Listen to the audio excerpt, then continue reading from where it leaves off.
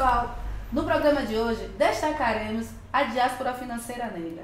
Falaremos sobre as primeiras formas de organização e cooperação negra para se sustentar frente à escravidão. Então, me despache!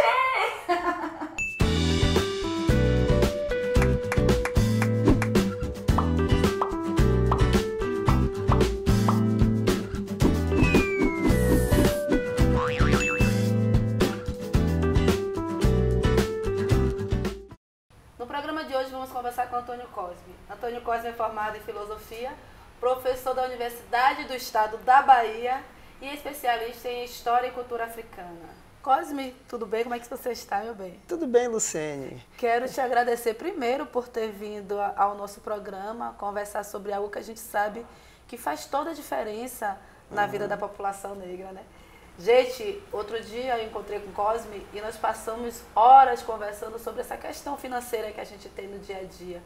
E vocês vão adorar bater esse papo com ele, pensar sobre dinheiro, sobre outras perspectivas. Eu que agradeço, Luciene, o convite.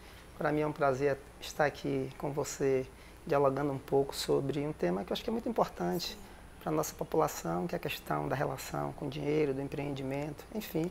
E parabenizar também você pelo programa. Sucesso total. É nosso. A proposta é que a gente passe a discutir dinheiro dentro de casa. É quebrar essa cultura de achar que dinheiro não faz parte das nossas histórias e começar a pensar isso como algo tão natural em nossas casas como tomar café da manhã, almoçar e jantar. A proposta é que dinheiro passe a fazer parte da nossa vida de uma forma intensa, que a gente perca esse medo de conversar, de pensar e refletir sobre o mesmo. Então, muito obrigada por ter vindo. Cosminho, foi construída na nossa cabeça a ideia de que dinheiro não faz parte do nosso dia a dia, não faz parte do nosso cotidiano, que é algo que sempre esteve distante da população negra. Isso é real ou a gente pode considerar isso como algo construído pelo colonialismo e todo esse processo histórico? Obviamente que isso foi construído socio-historicamente, né? Porque se a gente conceber o dinheiro como algo que te dá poder de troca de alguma coisa, aí o dinheiro a gente pode perceber em diversas perspectivas, logo não existe povo que não seja afeito ao dinheiro, até porque o dinheiro ele proporciona bens, trocas, enfim. Então essa foi, eu acredito que foi algo construído socio-historicamente, justamente porque o colonialismo, sobretudo na diáspora, sobreviveu explorando o trabalho do outro. Logo, se nós, por exemplo, no Brasil, durante 358 anos, nós foi quem trabalhamos nesse país. Tudo que se tem nesse país é resultado da mão de obra das populações negras. E foi uma riqueza que, historicamente, nós não nos beneficiamos com essa riqueza. Ou seja, essa riqueza toda foi para a mão do colonizador, que, por sinal, não gostava de trabalhar, porque o trabalho era posto como algo insignificante, numa perspectiva de que depreciava, era trabalho de escravos. Logo, para ficar com aquilo que a gente produzia, criou-se essa ideia de que nós não éramos afeitos a dinheiro e que isso não é verdade. E que cada vez mais a gente tem que desmistificar isso, entendeu, Luciane? Nós precisamos desmistificar isso até para que as populações entendam o porquê, em determinadas circunstâncias, a ausência do dinheiro e porquê a necessidade do dinheiro. Então, acho que esse é o primeiro ponto que a gente tem que desmistificar. Uma coisa, Cosme, que a gente percebe muito na área empresarial, e eu lembro que uma vez a gente conversando sobre isso, você trouxe, é essa experiência de se reunir em grupos para refletir sobre isso e principalmente sobre as relações individuais com esse processo. Como é que você, transitando por Salvador, consegue perceber isso? Olha, porque o dinheiro, sobretudo em uma sociedade capitalista, ao mesmo tempo que o dinheiro ele pode chegar com a facilidade ou não, mas ele também pode escoar da sua mão com uma certa facilidade. Sobretudo em uma sociedade capitalista, onde existe o fetiche da mercadoria, utilizando até uma perspectiva até marxista, né, do fetiche da mercadoria, o que a mercadoria representa para a gente termina também tendo dificuldade de ganhar o dinheiro e não valoriza esse dinheiro. A gente costuma dar valor mais a algumas coisas em relação a outras. E nós, historicamente, em virtude de convivermos em uma sociedade, tanto na sociedade pré-capitalista, quando a gente não tinha acesso ao dinheiro, né, e que a gente tinha que utilizar dos recursos para ter acesso aos bens básicos, como, por exemplo, em todo o período da escravidão, onde a população negra era escravizada e, evidentemente, não recebia nenhum salário, mas tinha que sobreviver e utilizava as chamadas brechas. A brecha camponesa, nós concebemos o sistema do escravismo criminoso no Brasil como um sistema rígido, fechado, em que os escravizados eram submetidos o tempo todo à violência, violência, violência, e não sobrava tempo para resistência, para negociação, enfim, isso não é verdade. E nessa negociação com os proprietários de escravizados, que a gente aprende a chamar de senhores, eles reservavam normalmente, através de uma negociação, os chamados dias santos, os domingos, para que aquela população pudesse plantar, por exemplo, e o que colhesse fosse dos próprios escravizados. Então, a partir daí, essa população, até para melhorar a sua alimentação, como também para comercializar parte do que plantava e colhia, gerava um pecúlio, gerava um recurso, e que esse recurso era utilizado para N coisas daquela sociedade em que estava inserido. Então, a brecha, como a própria palavra diz, assim, era um espaço dentro dessa tensão do escravismo no Brasil, em que essa população poderia produzir, só que essa produção agora e essa colheita não seria voltada para o proprietário de escravizado, mas para si e para a sua própria família. Interessante, porque a gente está falando de você construir riquezas, de você poupar, de você construir orçamento extra em uma estrutura onde o Estado é contra você, é legal o seu corpo ter um valor e ainda assim a nossa população consegue construir de riquezas diversas. O que faz, na sua opinião, assim? O que faz, em pleno século XXI, em conjunturas bem mais fáceis de organização financeira, a gente não conseguir fazer a metade do que nossos ancestrais faziam financeiramente? Olha, uma primeira informação que eu disse aqui é que a população brasileira, a população negra brasileira, ou seja, a população descendente de escravizados no Brasil, livre, tem muito pouco tempo do ponto de vista oficial. Afinal de contas, a escravidão acabou há 131 anos, completará agora. Não significa dizer que antes disso, e no próprio sistema de escravista, essas populações, como a gente já conversou aqui, não conseguissem obter recursos, ganhos, enfim, para comprar sua própria euforia. A história está recheada de informações sobre isso. Contudo, do ponto de vista da história, 130 anos é muito pouco tempo. Pouco tempo na perspectiva do Estado, porque nesses 130 anos, o Estado brasileiro, que foi o empreendedor do racismo no Brasil, por isso nós falamos em racismo institucional, não proporcionou uma política pública que, na curta ou média duração, resolvesse essas desigualdades, a violência do escravismo, e também porque essa população não fazia parte do projeto de nação do Brasil.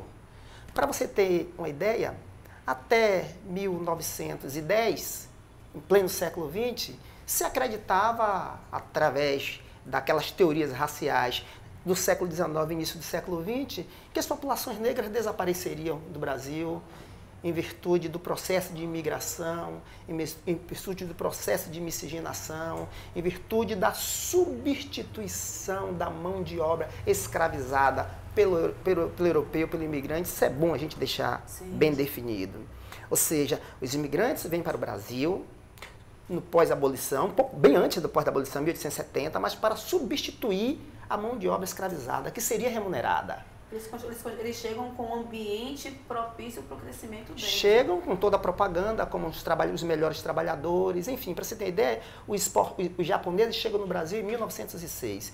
Os japoneses não tomavam café, não gostavam de café, nem conheciam café, e eles vieram substituir a mão de obra escravizada, no pós-abolição, a mão de obra negra nos cafezais do sul do país. Então, observe que até do ponto de vista da oportunidade, para que essa população tivesse acesso a emprego, tivesse acesso à renda, tivesse acesso à remuneração, isso se tornou muito difícil. O que sustentou essa população negra no pós-abolição foi a mulher negra enquanto trabalhadora doméstica, por exemplo, né? Enquanto aquela que vendia doce, aquela que vendia os mingaus. Isso que já é esse comércio que vai sustentar basicamente as populações negras.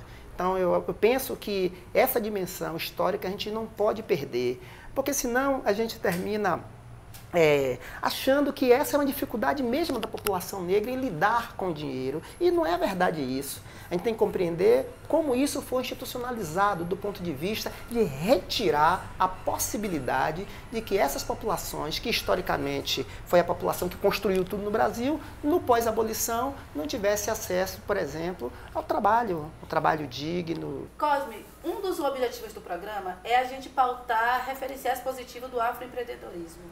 Na história da população negra, nas histórias africanas, temos exemplos, temos referenciais que poderiam nos ajudar a pensar essa história nos dias atuais? Sim, obviamente, Luciane. O continente africano sempre foi um continente produtor de riquezas. Tá? O continente africano, aproveitar inclusive a audiência do seu programa, para dizer que o continente africano é o berço da civilização, o berço da humanidade. Ou seja, não é à toa que o continente africano da antiguidade e a idade contemporânea atraiu muito a cobiça do estrangeiro. O continente africano, no passado, foi invadido por gregos, por romanos, pelos ixos, diversos barros, pelos árabes, diversos povos invadiram o continente africano, atrás das riquezas do continente africano. Agora é necessário a gente dizer de que África a gente estava falando. Por exemplo, a civilização mais antiga que nós conhecemos é a civilização egípcia. A civilização egípcia é uma civilização completamente, uma civilização negro-africana. Mas não só o Egito. A gente pode falar das chamadas civilizações nilóticas, o reino da Núbia, que ficava na parte sul do continente africano, hoje onde está o atual Sudão, o reino de Axum. Então, eram civilizações que produziram muitas riquezas. Civilizações que estavam na parte norte do continente africano, mas que faziam comércio diretamente com as chamadas civilizações subsaarianas, as civilizações que estavam abaixo do continente africano. Porque nós aprendemos normalmente que existia quase que uma barreira intransponível entre um chamado norte e uma África subsaariana. Na verdade, se nós pegarmos, por exemplo, na Idade Antiga, a partir do século VI, a presença dos árabes no continente africano, por exemplo, existia um comércio transsaariano fantástico. O deserto era considerado um verdadeiro mar, onde o camelo era como se fosse aquele navio, fazendo uma metáfora. Então, o continente africano sempre gerou riquezas, o continente africano sempre teve um comércio de pequena e de larga escala, o continente africano sempre teve grandes caravanas que saíam de uma região para outra para comercializar. Poderia dar os exemplos dos impérios do Ghana, do Mali, do Songhai, império que era riquíssimos em prata, em ouro, em cobre, em cacau, e que fazia esse comércio de curta e de longa distância, levando inclusive, fazendo comércio com Barcelona, com Maiorca, atravessando o Mediterrâneo. Uma dessas riquezas que a gente encontra hoje nos dias atuais é o búzio, que muitas vezes a gente acha que não tem valor simbólico, ou só tem valor dentro das religiões de matrizes africanas, mas já foi a moeda que controlava e dirigia o mundo. Sim, sim, sem sombra de dúvidas, Luciane.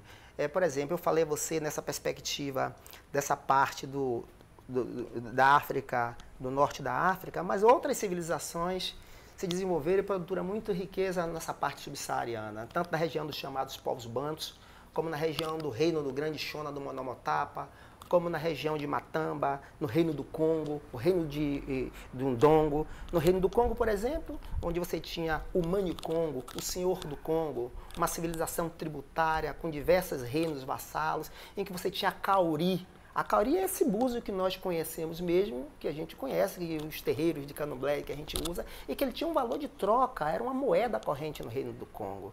E essa moeda, ela tinha um valor importante naquela região, como um valor de troca.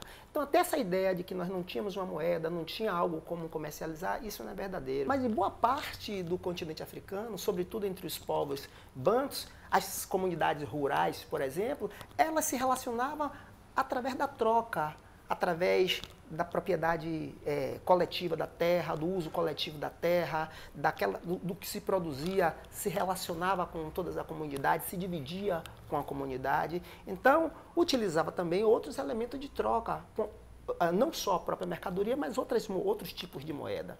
Então, e aí nessa perspectiva, a gente nem falaria em empreendedorismo no sentido de ganhar a vida num próprio sacrifício, mas de comerciantes mesmo, de comerciantes que nessa sociedade que tinha a terra como base comum, a solidariedade, a fraternidade, isso se relacionava com as famílias como algo que se trocava. Como vocês sabem, estamos conversando com o professor Cosme. Primeiro eu queria te agradecer por ter vindo ao programa, sabe, poder conversar contigo, refazer esse caminho financeiro que muitas vezes a gente acredita, como você mesmo disse, que ele parte a partir do Brasil e a gente sabe que não é, né? Aqui no programa a gente tem um hábito de geralmente agradecer aos nossos convidados entregando um búzio.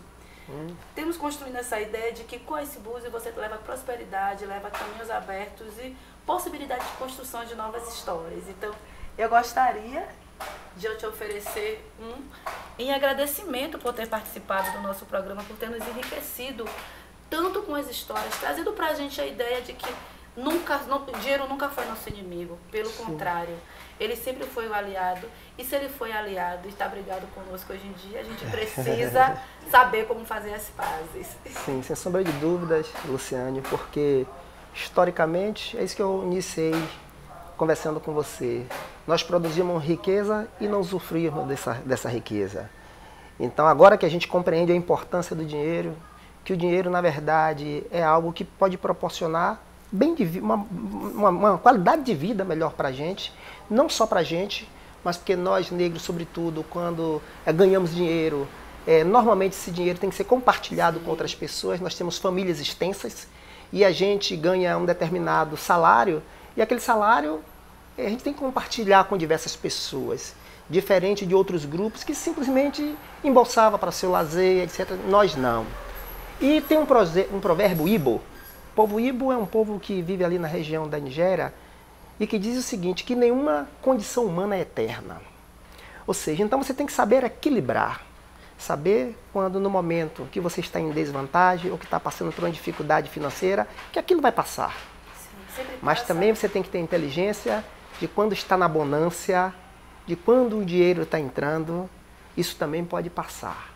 Então ter sempre esse equilíbrio. Tem um conto de mestre Didi chamado Filho de Oxalá, que se chamava Dinheiro, que ele nos adverte para isso. Porque às vezes o dinheiro ele traz equilíbrio, mas se você não souber se relacionar com o dinheiro, ele também pode desequilibrar. Então a palavra é essa, é equilíbrio.